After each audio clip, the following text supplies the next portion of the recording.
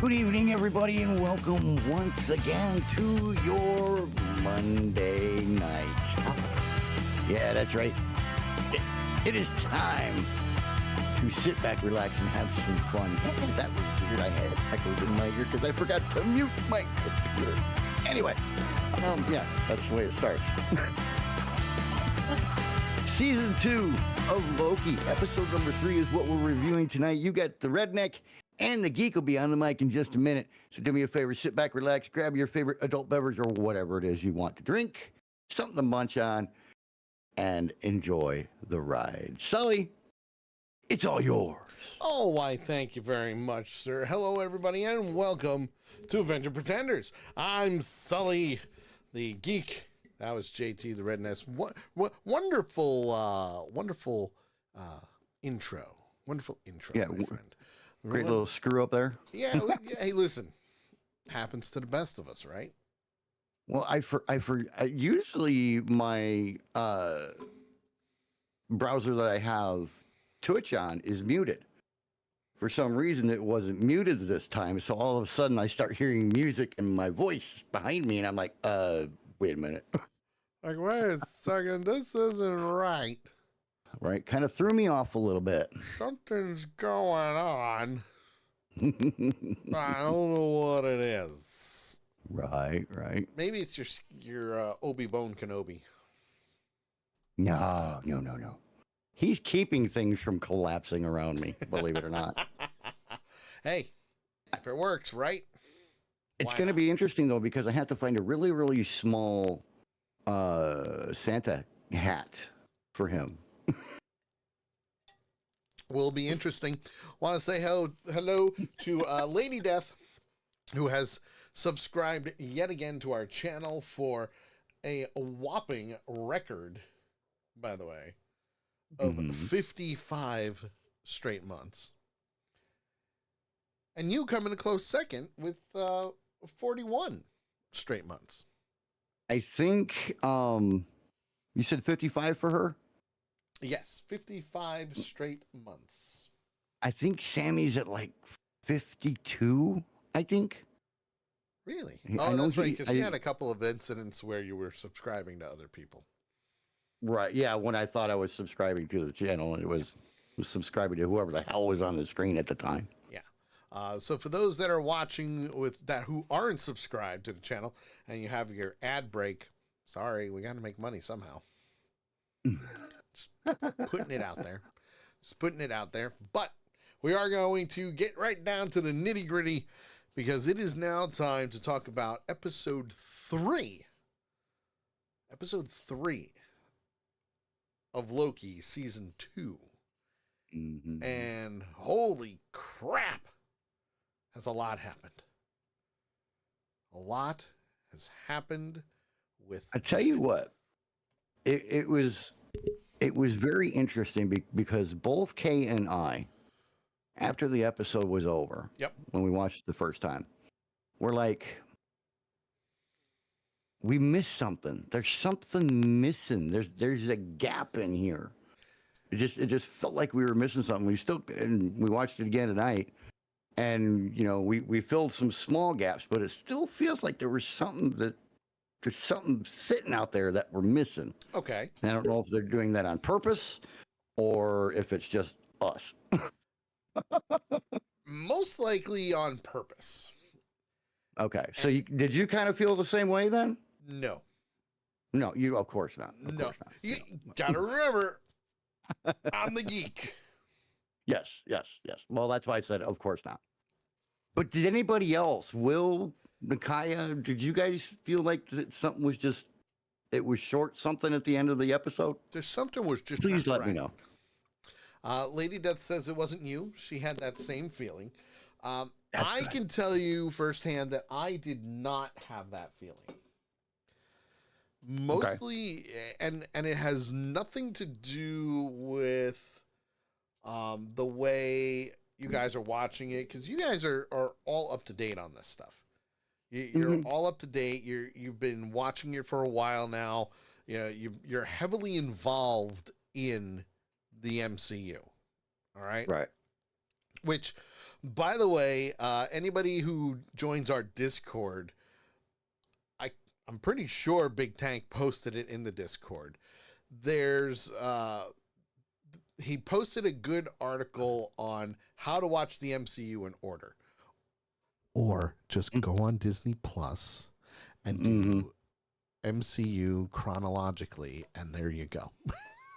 Well, I've actually got, as you scroll down, as you go into Disney and you got the choice for the 4 things, or the 5 things, and if you scroll down like 3 times, I think it is. Yes. There's just like when we were getting ready for for Ahsoka. Yes.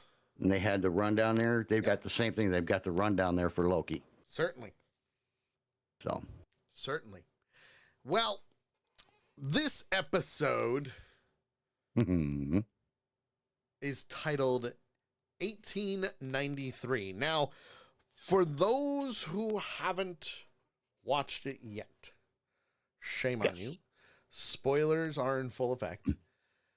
And number 2, this ties in directly to the end credit scene of Ant-Man Quantumania.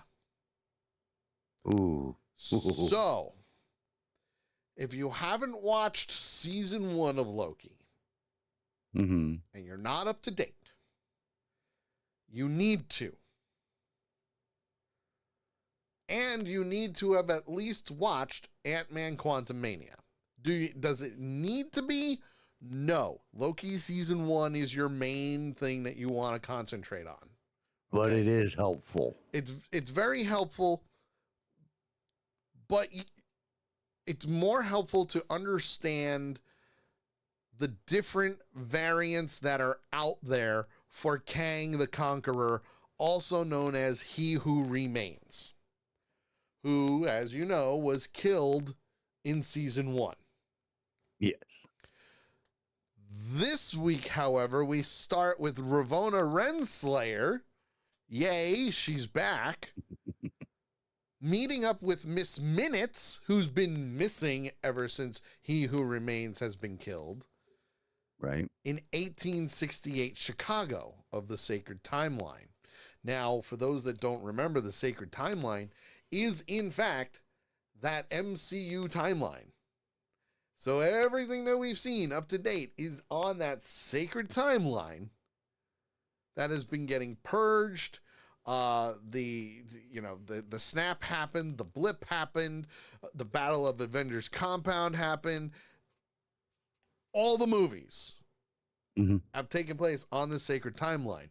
And if you remember from Avengers Endgame, when Bruce was talking to the Sorceress Supreme, she even said, "Here's time as you know it." That's the sacred timeline. You know, if you take the stone, you're going to have a nasty reality coming at you because that stone is now gone. So a lot's tying in right now that's already happened. We've said it since day one. Everything has been planned out meticulously. Have some of the movies been good? No. Have some of the shows been good? Meh. Debatable. We've been talking about them. We've given our ratings. Debatable. Very debatable. Okay? Right. If I like it more than JT, there's a reason. Because I see some of the hidden Easter eggs, which we'll get into with this one. But Nakaya says, I've watched it all, but I'll be damned if I can actually remember the cutscene. Well, I'm glad you brought that up because we're going to get into that. Because that cutscene is in this episode. It's in this episode. So Ravonna Renslayer meets up with Miss Minutes, and Miss Minutes explains to him that he who remains is dead. By the way, and I'm going to post this later, Tara Strong. One, I've loved Tara Strong for a very long time when it comes to voiceovers. She has done so many amazing characters and still does. She is the voice of Miss Minutes. And man, can she nail that southern drawl. Oh my Lord. She's amazing at her craft. Agree. And I love her. Love her work. She plays Harley Quinn. She does Miss Minutes. She was a Powerpuff Girl. She's done everything, including My Little Pony. Okay? She's amazing. My Little Pony. She is absolutely amazing at what she does. Agree. But what I really liked, Will says he gets a little turned on with her voice. I told you I'm going to post this and send it to her, so I'm going to tag her. Hey, to each his own, but I mean, I might get a little randy too, but but she probably knows that. Okay, she knows that happens to guys. Okay, it is what it is. For me being an up and coming voiceover artist, I love her work. I love her work ethic. I love what she does. And she also she doesn't give a shit. She'll tell you where to stick it, which is amazing too. Well, I mean, and her range of what she does. I mean, God. just like from My Little Pony, to this country voice in her voice Loki. is amazing. I mean, just those two roles. And the distance between those is amazing. And I'm not trying to kiss ass either, by the way. But it'd be really cool if we'd be able to interview her. I'm just, putting it out there. Oh, it would. It would be awesome. Putting it out there. With the whole actor strike and everything, they can't really promote shit. But maybe we can get her on the show. It'd be awesome. Not this show, but probably the Sully show. So we'll see. I'll do my best. But Miss Minutes gives a whole explanation of a contingency plan because he who remains is dead. And we have to go through with it. And she instructs Renslayer to take this package and just drop it in a nearby window. Now, mind you, they're in 1868 Chicago. Long time ago. Long, long time ago. And she also says, ignore the confusion, just do it. So when she drops the package in the window, we see a young boy. Young man. Walks. No, he was a boy. He was a boy. He was a boy. Walks over to the window, opens up the package, and it's the TVA handbook. The same one that Obi wrote. Yeah. Mm-hmm. Interesting, to say the least. Well, at the TVA, Obi tells Loki and Mobius that despite Dox's actions, the branching of the timeline started to grow again, so the temporal loom is now in complete meltdown and they're all going to die. I don't know. How many times did he say they were all going to die? I'm going to say anywhere from 5 to 15 times. I mean, he said it quite a lot in just this scene. In a very short period of time. And I gotta hand it to them. Okay. I gotta hand it to the whole crew during this whole scene, because every single person in that room was like, well, can't we just hack the computer? Well, sure, but you're not going to get very far. Why not? Because we need He Who Remains aura. Right. Or Miss Minutes. Then suddenly somebody goes, what about Miss Minutes? Yeah, what about Miss Minutes? And they flat out say, well, she's been AWOL ever since. Right.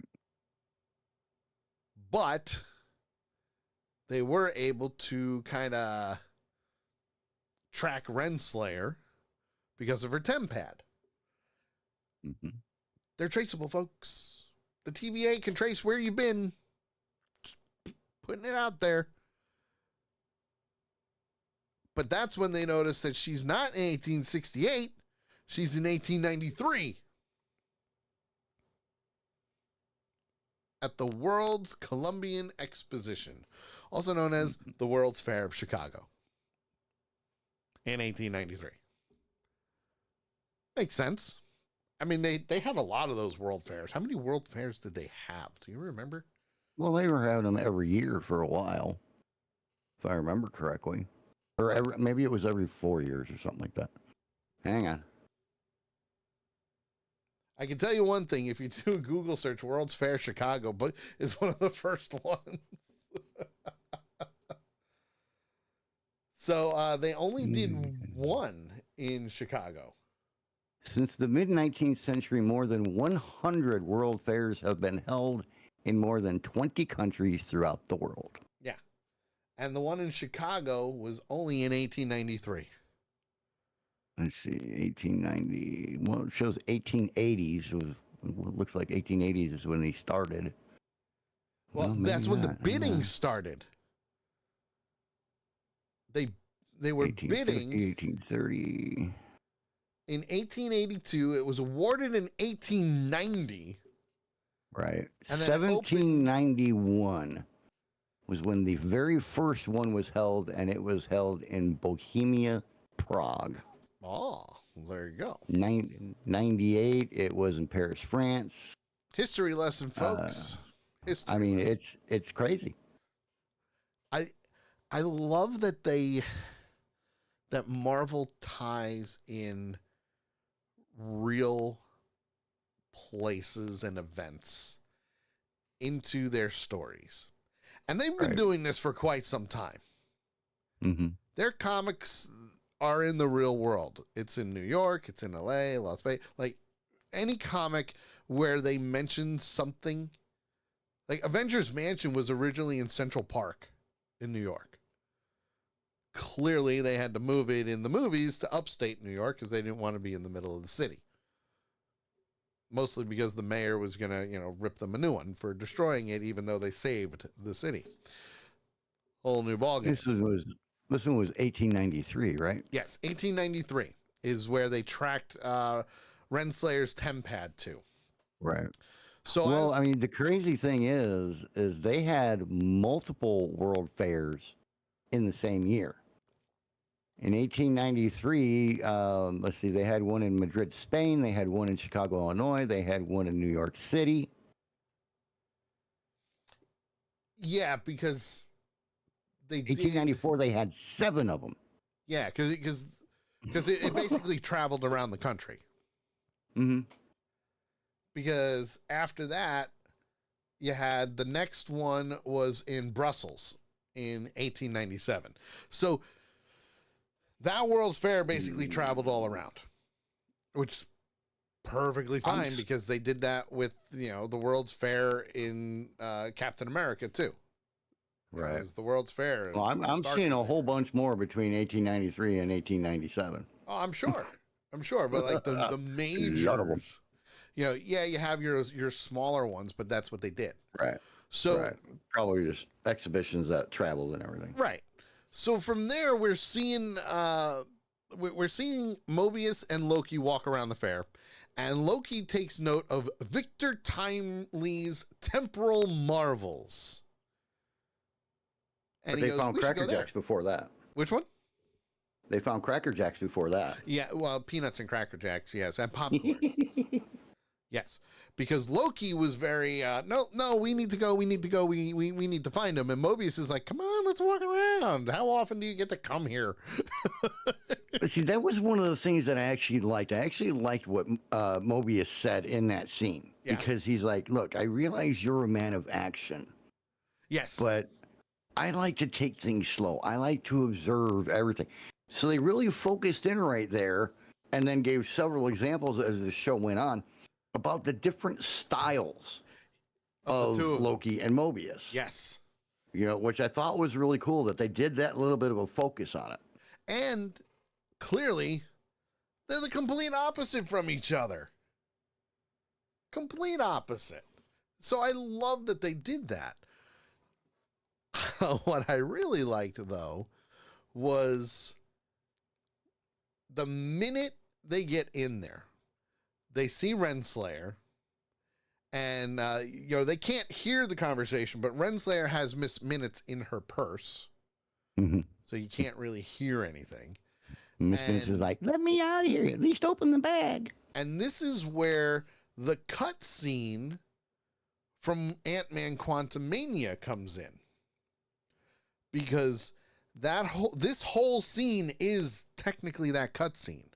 The only difference is in Quantumania, you didn't see them looking for Renslayer because they were already watching what was happening. And Victor Timely is on stage doing his presentation. And that's where Loki turns to Mobius and went, that's him. That's the guy. That's he who shall remain, or he who remains. And it tied it together. Because Jonathan Majors plays He Who Remains. He also plays Kang the Conqueror in Ant-Man Quantumania. Or at least one of millions of variants.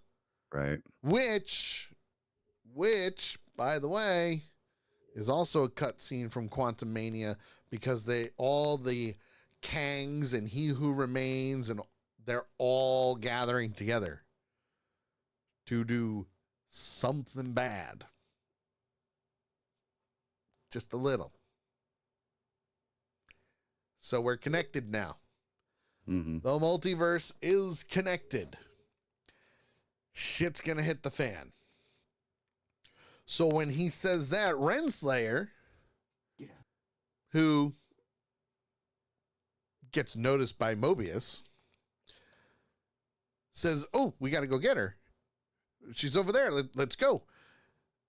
But he's also very skeptical of Victor Timely, mostly because of the way he's stuttering.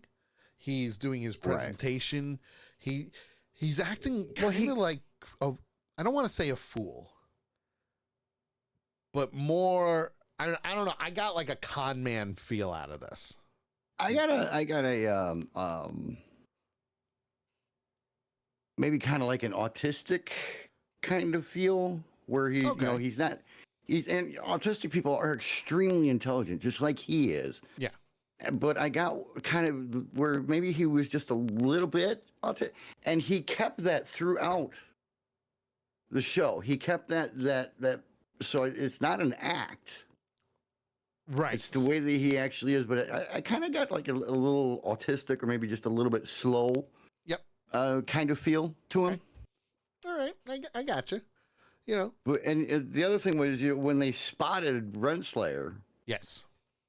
Mobius started to head over, and Loki grabbed him and said, "Don't make a scene." Right. Which is odd for Loki to say that. Right.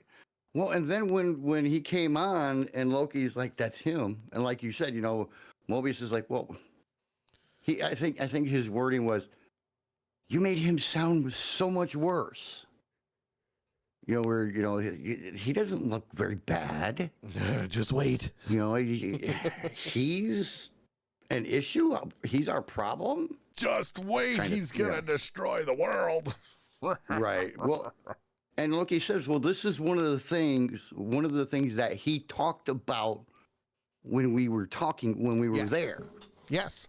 Oh, absolutely. So Absolutely. it was an interesting little back and forth there between the two of them, making ties to, the past plus season 1 and some of the movies and that kind of thing. It was an interesting dialogue between the two of them. They had several very interesting dialogues between the two of them in this episode. Mm-hmm. Absolutely. Well, while he's doing his presentation, he's showing the prototype of the temporal loom. Mm-hmm. and what it is. So he's already in the process of creating the TVA because of what Miss Minutes and Renslayer put into motion at the beginning of the episode. Right. That gets the attention of Robber Baron, who says, I'll buy it for $1,000. Cash. Sure. Just remember, it's a prototype. That's all it is, a prototype. Which made things even more interesting because while he's, trying to sell this temporal loom prototype, he had another customer come up to him with robotic pants. Robotic pants. To make him taller. Yes. And again, he used the words, well, this is only... It's only a prototype. But hey, come by my shop and I'll That's his fix it. escape line. I didn't say it was definitely going to work. This is just a prototype. It's just a prototype, but if you come by my place of work, I'll fix it for you. Right. Which was very nice of him to do, by the way. Mm-hmm. Yeah, we can get together in a couple of days and have some coffee, and I'll tweak it for you. Yeah, it'll be fine. Well, that brings up the next part of Renslayer approaching He Who Remains. Oh, I'm sorry, Victor Timely. Yes. She goes up to him. Hey, Victor. How you doing? She was so totally doing a Joey from Friends. Hey, how you doing? Right. How you doing? You doing good? Doing good. All right. And they get to talking. But Loki and Mobius come over too. And that's when Baron comes in and is like, hey, you're a charlatan. He called him that. He called him a charlatan. And I went, Too big of a word for me. Like 1800s. They're going to use all these cool words. Words that aren't being used these days anymore. But right. as that's happening, Victor Timely is now on the run. He's on the run. He's going through. He's doing whatever he needs to. And Hunter B-15 says to Mobius that, hey, there's a suspicious tempad signal right near you. Loki gives chase. He catches up with Timely. And Sylvie comes out of nowhere and tries to kill him. Not Loki. Tries to kill Victor Timely. Because she said, and I remember her saying this, if I get a notification showing a variant of him, I'm coming to kill him. Which completely makes you think, okay, Sylvie's going to be the bad guy in this situation. But she is determined to kill his variant of He Who Remains. Loki goes out on the limb and goes, no, don't. We need him. Yeah, we need to bring him to the TVA. That's the one thing that Sylvie does. It seems like because of her tunnel vision, when it comes to He Who Remains, The anger. She's very angry.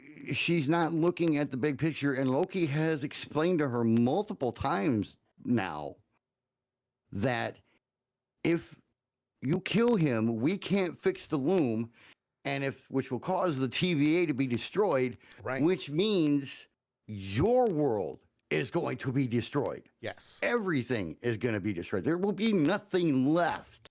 Yes. But she doesn't seem to understand that. And well, but that's the thing. She argues, well, he's a menace. He's a menace. Which That may reminds me be, of but if you Spider-Man. still want to be alive, you have to let us do this. Right. You gotta, and he even mentioned that to her. Well, when Mobius and Loki were talking Yep. at the presentation, Mobius said, that's a later problem. Yes. We have a now problem that we have to solve first. Right. And I like that line. And that conversation brought me back to that. Sure. You know, I mean, yes, he's a problem, but in order for us to be able to take care of this problem that he presents in the future, we got to fix this one first, you dummy. We got to fix now. We got to fix this one because it's going to be crazy. Yeah, if we don't fix this now thing, then we're not going to have a future problem to worry about because we'll all be gone. Now, while that's happening, while Sylvie and Loki are arguing and Sylvie's trying to kill Victor Timely, Mobius catches up with Renslayer and says, listen, come back with us so we can fix this. And then you could do whatever the hell you want. And I still say they had a relationship. At one point in time, yes, because you got to remember from season 1, and this is one of the bigger things. In season 1, she was the head of the TVA. Or at least one of the major. Yeah, she was one of the top folks. Yeah. She's the one that would do all the cases and get everybody squared away and do what they needed to do.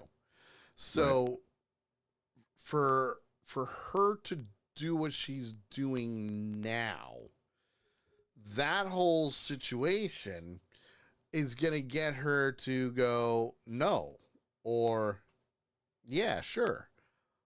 But, oh, by the way, I worked with him. I worked with He Who Remains. He's the one that I need to answer to. He's the one that I need to have come back. I don't know if she believes Miss Minutes in knowing that He Who Remains is dead at the end of time. You know? I mean, it's if you really think about it. Yeah. If you look back through season 1 and you look all the way through season 3 now, plus the shit that's happened in the movies and everything else. Yeah. It is an extremely convoluted issue. Right. That they're dealing with. I mean, first off, you know, hey, we have to prune these lines because they're ruining, you know, they can mess up the timeline. And it's like, well, no, we got to stop pruning them because it's killing all these people. And then all of a sudden we have the issue with the loom, and it's just all back and forth. Right. So, you know, you've got 6, 7, 8 different storylines going on at the exact same time, just about that one thing. Sure. So it's, you know, especially for my lame-ass redneck brain, I'll see something during an episode and my mind will go, phew. Yeah. Go flying over here and then go, phew. And, come back. You know, don't do it. Don't go that way. It's hard to keep straight sometimes because there's so many references. Yes. Well, at this time, Renslayer gets Timely off of the Ferris wheel and starts to escape, and she unleashes Miss Minutes, who becomes, quote, a giant ghost, just to scare the living shit out of everybody and get the hell out of there. Okay? Right. Their escape plan. So they get to Timely's home. Renslayer's there. Miss Minutes is there. And they're talking about the TVA and He Who Remains and how he is, how crucial his work is in order for the TVA to exist. And that it has to be done constantly to get it back to where it was. Mm-hmm. He says, well, okay, you know what? I believe you. I believe you. I've read the book. Here it is. Blah, blah, blah. And he goes, but I can't go to the TVA right away without my prototype. So we got to go get it. My most important invention Yes. yet. And the only way we're going to be able to do that is if we hop a boat and go to Wisconsin. That's very smart on his part. Oh, if yeah. you think about it. Very, very smart. Because he knows what he's messing with. Yes. and the wrong person hear about what he's doing, and they're going to come after him, which is exactly what happened. Yeah. So he's got that escape. Very, very smart on his part. Sure does. Well, during their trip, they're talking, and Timely is talking to Renslayer about his designs, showing her his notebook and all of that. Right. And Miss Minutes can be seen in the background. Getting very upset. Getting very jealous. Yes, jealous would be the right word. Very jealous. Because Miss Minutes was created by He Who Remains to be a sentient artificial intelligence and have her own personality. Now, earlier in the episode, right before, well, actually, probably right during Victor Timely's presentation, he was talking with somebody else who was very interested in his work and wanted to partner with him. And he said these... That was after his presentation was done. After the presentation. And he mentioned that he does not do partnerships. Okay? And there's a reason why I'm bringing this back up, because this conversation here has Renslayer talking about everything about the TVA and how, he sets these things in motion. And he said that he's been reading the book since he was a kid. And he appreciates what he's done, well, what they have done. And you kind of see them bonding a little bit. But more than just bonding, you can see there's like a little flame. Almost falling in love. Yeah. Little flame, little flirting going on. little flicker of some romance. Yes. But then Renslayer, during the conversation, comments about their partnership. And you can see the look in his eyes with that. And kind of go back to the conversation of how he doesn't do partnerships. Well, the next thing we know, we see Renslayer sleeping and being lowered in a boat into the river. And Miss Minutes successfully convinced Timely to let her go because she wanted a partnership. And you just don't do partnerships. I'm waiting for Tara Strong to say sugar. Like, hey, sugar. Don't you get that? Because she says it so smoothly and with that accent. It's like, hey, sugar. I'm waiting for that. I'm just waiting for it. Eventually it's going to happen. Hopefully. If it doesn't, I'm putting in a request now. I doubt it'll happen in post because they're all done, but maybe she'll do something on TikTok like, hey, sugar. How you doing? Something along those lines. I don't know. It just sounds like it needs to be said. Yeah. It's like missing, So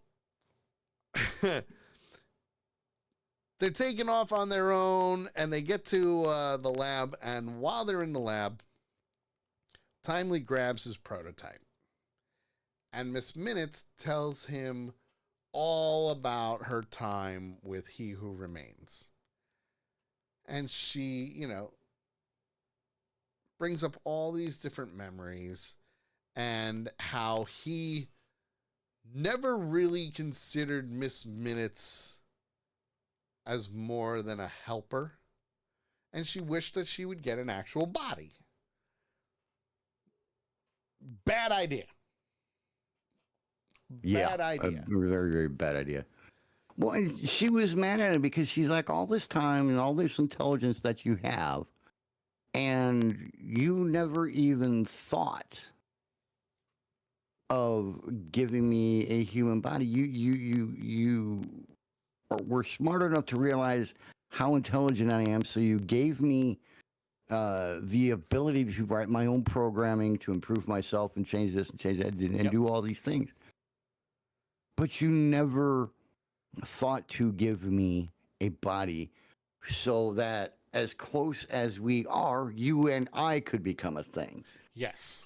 And you know, like you said, that's why the jealousy came out like it did on the boat, where she convinced Victor to get rid of Ravonna so that they could continue on. And now she's in this room where he's got all this stuff, and she's like, "You could do it now." Hence why I want to hear "Hello, sugar," because really, now you have this psychotic artificial intelligence who's in love with a human being, which didn't even know that was possible until, you know, WandaVision with, you know, Vision. Well, yeah. I mean, who thought that AI would be able to have, you know, have emotions? Right. And, you know, they just, that's what happens. Which is kind of scary for what's going on today. Let me just bring some people up to speed. Has anybody seen Ex Machina? Enough said. Run. So a psycho cartoon clock is going after a human. Well, that prompts him to basically lock her away in the temp pad that they have, that Renslayer has. So basically, it's kind of just like turning her off and putting her in the box. That's it. Yeah. And he just did it out of fear. He was afraid because he didn't know what she was capable of doing. Right. We don't know what she's capable of doing. I don't think she knows what she's capable of doing. But we're going to get into that after because I know it's going to be a topic of discussion. Well, from there, Renslayer catches up with them in the lab, and she's armed with his prototype time stick. Probably not a good idea, but it's working. Huge. The thing was massive. And don't get me wrong, I understand the reason why it was massive. Technology of the times. I get it. Right. But it's there. And, but it worked. Who did it work? Oh yeah, it worked because all she did was just tap it to one of those mannequins and poof, gone. Very gone. So at the same time, though, as the two of them were going back and forth, Mobius and Loki burst into the lab. And now Mobius is trying to do the chill out. Chill out. Don't do it. We need him. Yeah. We need him. Don't do it. So from there, she decides, okay, you can take him. By all means, take him. But. Well, before she said that, though, Sylvie showed up. Well, no. You got to remember, she was about to prune Timely first. Right. She was but about. Then she was you know about they were doing the whole back and forth about you know we need him, blah blah blah, and everything else. And then all of a sudden, they just, the green bomb goes off, blows everybody backwards and to the side and everything else. And, you know, the speech that he gave Sylvie with that freaking sword tip sitting right here. Oh, was amazing. Was an amazing speech. You don't know what this heart is that beats inside my chest. Yes. I can make my own choices and things like that. And it actually got to Sylvie, who is on nothing more than a mission of death for him. Death, destruction, revenge. And actually, he was actually able to convince Sylvie to let them take him. Yep. And she says, get him out of here. And, well, she also says, don't make me regret this. Yes, don't make because he goes through the door. Loki and Mobius go over to the door. Loki walks through, and she says, "Don't make me." Or I'm sorry, before Loki went through, she says, "Don't make me regret this." Yep. And then she turns and looks at Renslayer and goes, "And leave her to me." Yes. which I love that line. that was one of those things of, oh shit, what's she gonna do? Well, in the speech that she gives her, Yes, was just as amazing as Victor's speech to Sylvie. And she's like, "I've killed you 1,000 times in my head, in more ways than I can count." Yep. And that becomes to be an issue. So be careful what you wish for. And kicks her through a door. Kicks you through a time door. I was like, I didn't see that coming because I expected her to put that sword right through Renslayer's gut. Yeah.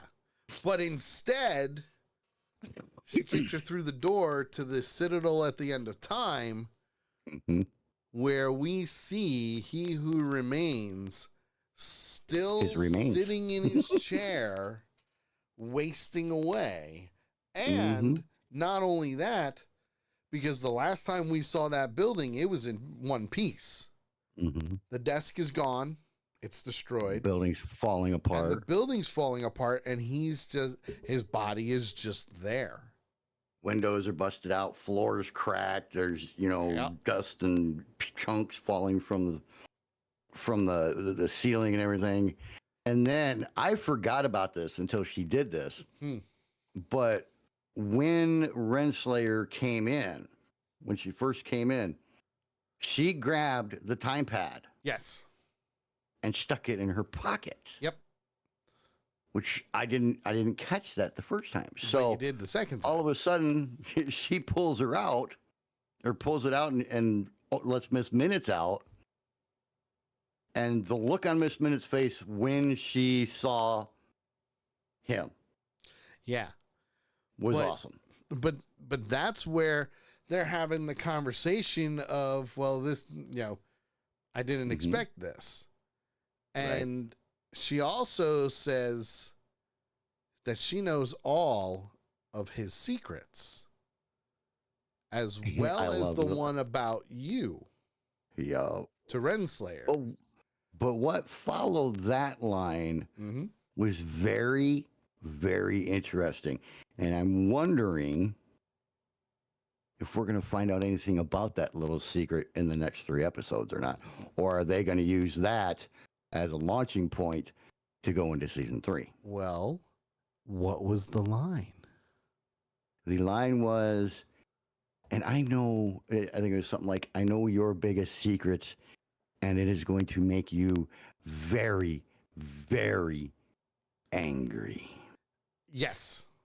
Because she also said to her that she will not be pleased when she finds out what it is. Yep. And that was the end of the episode. Right. Correct me if I'm wrong, though, because for Miss Minutes, she knows everything that's happening in every single timeline, correct? Yes. Okay. So, she sees, it could be in the 999,000th timeline that she's talking about, but she still sees it. She still knows. And that is kind of scary to me. You know what I mean? But it's interesting. It's definitely an interesting route or avenue to open up in this universe. Yes. In the multiverse. Without a doubt. Without a doubt. And it's just amazing with what could potentially happen in the next couple of episodes. Could this potentially be the start of Kang's dynasty? Could we potentially see more of Kang and his variants? Right. What's going to happen to the TVA? Everything is connected. Everything is connected. It may be one freaky ass connection, but it's all connected. Because that is the end of the episode. Now, obviously, we're going to have some type of Easter eggs. Not a lot, but some. Just a couple dozen. Yeah, nothing major. You know, like, for example, the depiction of Odin and Thor. And who is the third guy? Balder? Yeah, Balder. I couldn't think of his name. Yep, Balder.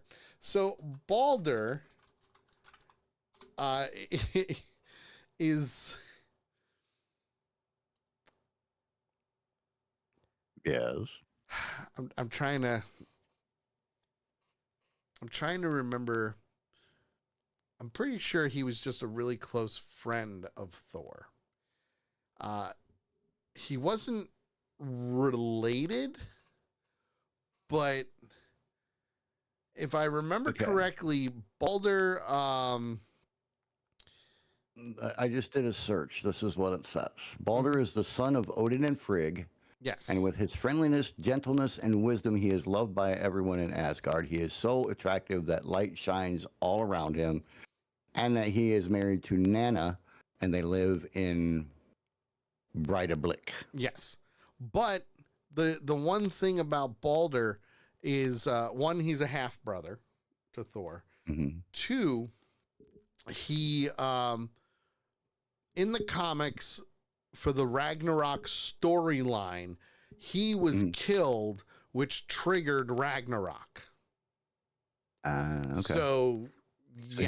He was also known as the god of light. Yes. But Loki doesn't know who he is. Right. Well, he does, but he doesn't. What? I like his reaction though. He's like, how can you just, bring everything down into this to represent what we were? Right. It's so upsetting. Everything. I loved his reaction to that. It was really neat. I mean, and Mobius is like, you're just mad because you're not on there. Right. And you're like, all right, here we go. I can see that. Yeah. There we go. Let's do this. Let's do this thing, So, yep. Good Easter egg, good tie-in. And he even said that, Thor's not that big. Right. So he made that little joke. He's like, but there's also a possible reference to Scott Lang in this episode. And you kind of have to go back and watch it and pause it because it's quick. Okay. Because my brain's not pulling who Scott Lang is into Ant-Man. place. It's say again? Ant-Man. Ant-Man. Okay, thank you. My brain's like, I know who he is. Let's look in the files and find out who the hell that is. And they weren't finding it. Now, mind you, this is just kind of like a nod to like the family type thing. Okay. Mm-hmm. Because on the sign where it says Victor Timely, Victor Timely's Astounding Temporal Marvels, right above that is a name, Ferdinand Lang, who is a notable singer at this junction in the MCU Sacred Timeline and performed with a German military band. So you can kind of tie it to Scott Lang's love of playing the drums because of that. Go. So possible ancestor in the Sacred Timeline. You said that, and I flashed to the scene where he's under house arrest and he's playing the drums. Yep. Yep. You also have a very nice reference or an homage, I guess. SS Heron. The SS Heron. That's the name of the ship that they were on. They named it after Kate Herron, who directed the first episode of Loki in season 1. And she didn't continue with season 2. But it was a nice kind of gesture of, hey, thank you. Now your name is not just director, but here it is. It's in it. Right. So very, Right. very nice homage to it. Other than that, there's really not a lot of major Easter eggs with this episode. I'm sure we could probably dig in a little bit more, but But we don't want to. well, we'd kind of be reaching a little bit. Well, and I think it would muddy up the waters even more. Yeah. With everything that's been going on and all the references and throwbacks and slight comments referencing things, it's the water is very muddy. Yes. You've got this one clear little circle that I'm sitting in, that goes out about arm's length. And from that point, it's like the separation between the two seas. Yes. Well, because it's clear and then it's muddy. Well, and that's the thing, because a lot of the other stuff, like you can kind of tie together. One example, and this is just an example. Again, it's very small, and you can take it as it is. I mean, I would take it like a grain of salt. While they're running through the fair, and Victor Timely runs to through like the Egyptian Egyptian setup that they had there. You can kind of tie that to the version of Kang the Conqueror from Ant-Man Quantumanium that looks like King Tut. Right. So, it's little things. I mean, it's pushing it. Pushing it. Well, and, one of my favorite, I'll save that for my review. Go ahead. 'Cause you brought another scene to mind. Yeah. Well, another thing would be the Asian symbols that they had. Again, it's another blinking you miss it, but the Asian symbols that they had referenced the Legend of the Ten Rings. Right. So, again, everything's connected. Yeah. Because that's how we roll. And again, you go into the fact that, I've talked about it in detail a couple of times in the last few, and obviously we're only 3 episodes in, but again, it's their attention to detail. Yes. Because if you reference back to when they first get to the World Fair, and Loki's like, how are we supposed to find Renslayer in this? Yeah. And, Mobius is like, well, you got to do it the old-fashioned way.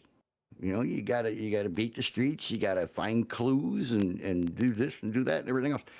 And then they hear the kid with the newspapers. Yep. The headline wasn't the thing that got their attention. It was the second headline, which was Ghost Clock. Yeah, the Ghost Clock. Ghost Clock terrifies, the war front or whatever it was. But both of them at the same time were like, hey, wait a minute. Hey, kid, but that's how they used to sell them in the old days. Right. They had kids walking around, hollering out the headlines and, hey, give me a paper, and all that stuff. I'm amazed because it's showing so much more now than it has in any of the other series that we've talked about and reviewed.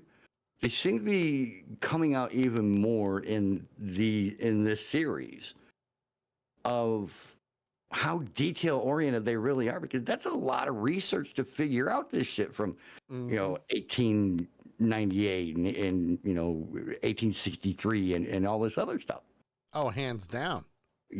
So I'm still blown away by how much attention to detail they're paying in this, or they're paying to in this series. It's crazy. It's really blowing my mind. It's crazy. And I don't know why, but it's neat. It is absolutely crazy with how well they do what they need to do. It really is. Yeah. Yeah. So, the research they put into it is amazing. So in the long run, because the show's almost over, I myself am giving this episode, because it was definitely an action-packed episode and a very, very good tie-in. I am giving it 4 Loki helmets. It's a very strong episode. Very, very strong episode. And I love the callbacks in it. And the tie-ins. I mean, they even mentioned Ultron. They mentioned Ultron. Yeah. So there's a lot going on. And not for nothing, and I've said it before and I'll say it again, I can't wait to see how well Tara Strong portrays Miss Minutes in a evil type of way. Yeah, because up to now she's been that person in the middle. Yeah. And as Lady Death put it, Miss Minutes the traitor. But is she really a traitor though? She's just doing what her programming is telling her to do.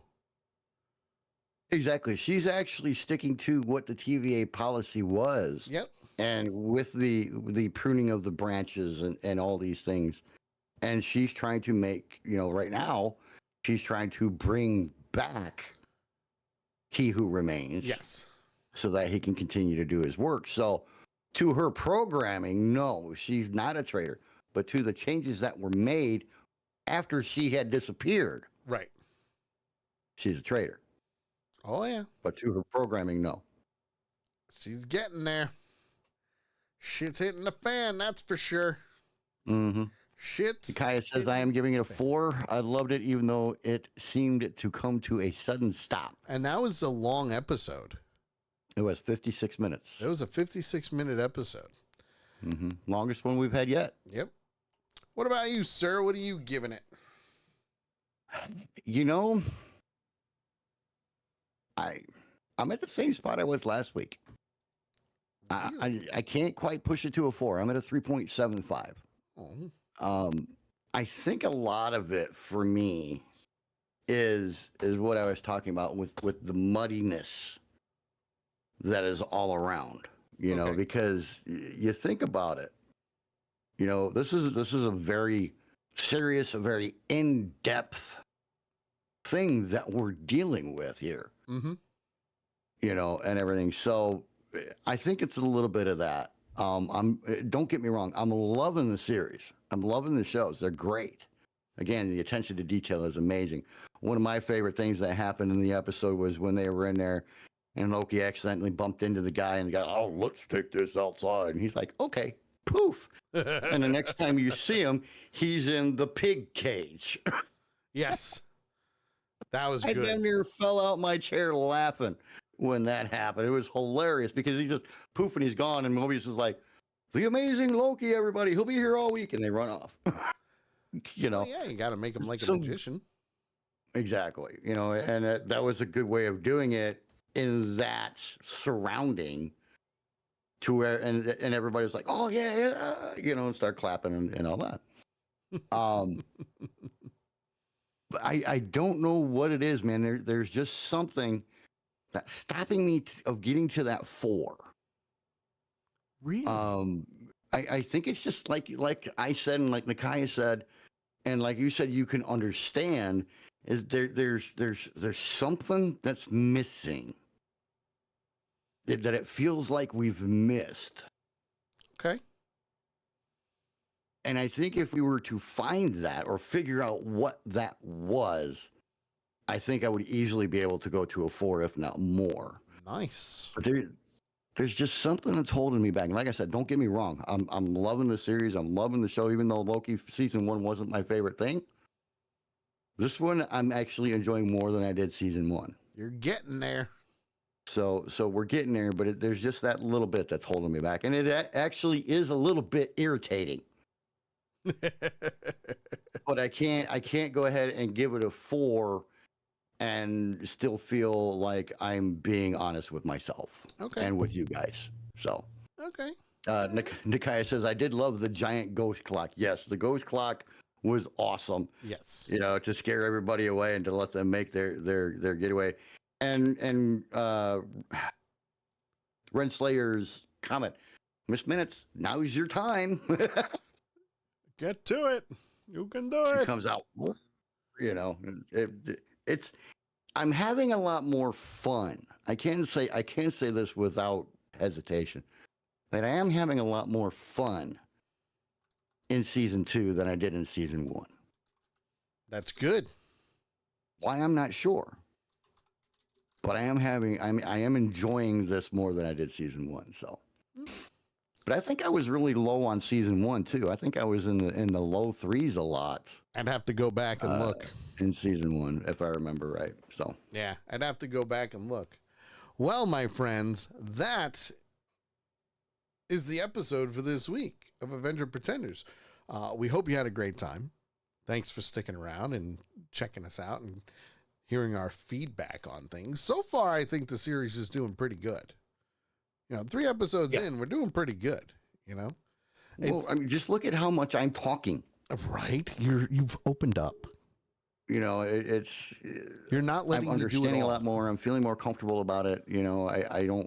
I still feel like an outsider, and I'm doing that on purpose. But you're doing well. Because we want that view, but I'm definitely putting more into the shows than I did in season 1. You're doing very, very well. You really are. Man. I'm trying. You really are.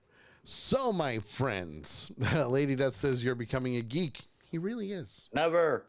He really is. We'll call him the geeky I'll redneck. grow this separate little head on my shoulder. That'll be the geek. He'll be the geeky redneck. How about that? So that, my friends, is this week's episode. Thank you very much for tuning in. We will be live tomorrow at 8 p.m. Eastern for the Sully Show. We've got a great show already in the works of being planned. So yay. It's going to be crazy. Great world record story to show you this week. Yeah, that's right. We got a world record story for this week, plus the dumbass of the week. So you might want to tune in and find out what's going on. We will be live next Monday at 8 p.m. Eastern for episode 4 of Loki, which comes out on Disney Plus on Thursday at 9 p.m. Eastern time. I'm glad it's closer to show day. Yes, I really am. I'm glad it's closer to show day. So if you haven't watched it, make sure you do. And for the redneck, JT, there he is. He's saying goodbye. I will say, have a great night, everybody. And we'll see you live tomorrow for the Sully Show. Have a great night. Woohoo. Be safe. And we'll see you then. Hasta la vista, buddy.